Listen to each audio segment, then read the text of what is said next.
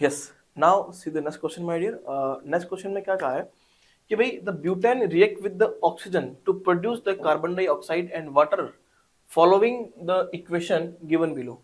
आपको तो equation balance करके भी गिवन है, और क्या चाहिए, C4H10 plus 13/2O2 gives 4CO2 plus 5H2O.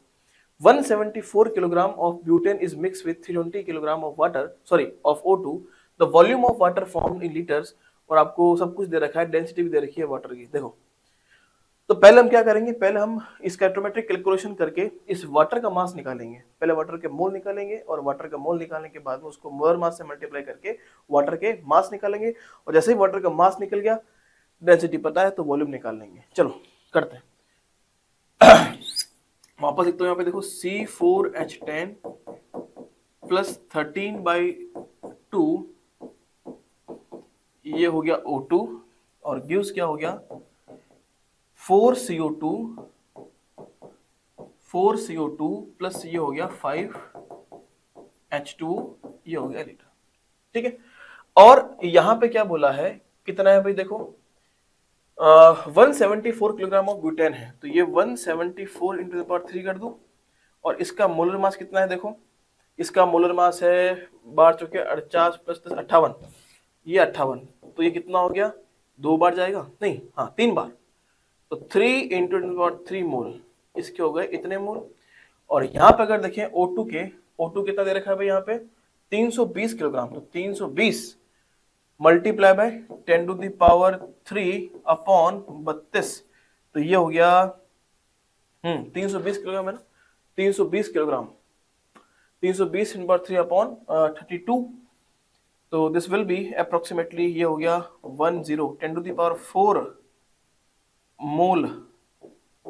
Clear है, 4 मोल।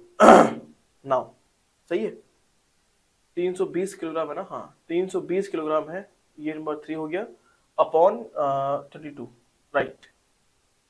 नाउ अब अगर देखें दोनों में से हम देखें तो लिमिटिंग रिएजेंट कौन सा है, यहाँ तो क्या करेंगे अपन, देखो ये मोल अपॉन स्कैटरोमेट्रिक कोएफिशिएंट, ये हो गया आपके पास 3000, ये मोल 4 अपॉन स्कैटरोमेट्रिक कोएफिशिएंट 13/2, जब ये करेंगे अपन तो यहां से जो वैल्यू आएगी वो छोटी आएगी इस 3000 से, तो हम कह सकते हैं क्या, ये क्या है आपका लिमिटिंग रिएजेंट है, ये क्या है लिमिटिंग रिएजेंट है।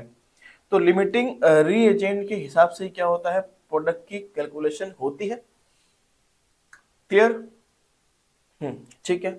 देखो भाई यहाँ पे अगर कहें तो वाटर कितने मोल बनेंगे, इसका स्कैटरोमेट्रिक कोएफिशिएंट अपॉन इसका कोएफिशिएंट 13/2 मल्टीप्लाई बाय इससे कितने मोल है, इसके मोल हो गए 10⁻⁴ मोल, ये इतना मोल आ गया आपके पास वाटर का।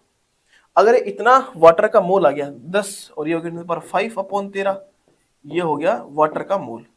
अगर वाटर के मोल आ गए, तो what will be the mass of water, तो मास ऑफ वाटर कितना हो जाएगा, इसको मोलर मास से मल्टीप्लाई करेंगे, पर 5/13 मल्टीप्लाई बाय कितना होता है मोलर मास वाटर का, 18, ये किस में आएगा, ग्राम में आएगा, किस में आएगा भी, ग्राम में आएगा, राइट। मास आ गया, हमें वॉल्यूम निकालना है, डेंसिटी इक्वल्स टू क्या होता है, मास पॉइंट वॉल्यूम, तो वॉल्यूम क्या होगा, मास पर डेंसिटी, तो वॉल्यूम निकालना है, मास है 10⁵ मल्टीप्लाई बाय 18/13, डेंसिटी क्या है भाई, 1 ग्राम पर ml दे रखा है ना, डेंसिटी कितना है भाई, हाँ 1 ग्राम पर ml, तो 1 ग्राम पर ml हमें चाहिए लीटर में, तो 1 ml में क्या होगा 10⁻³ लीटर होगा, तो वॉल्यूम कितना होगा भाई इन लीटर, तो 18 मल्टीप्लाई बाय 10⁻+2 अपॉन 13, तो वॉल्यूम हो गया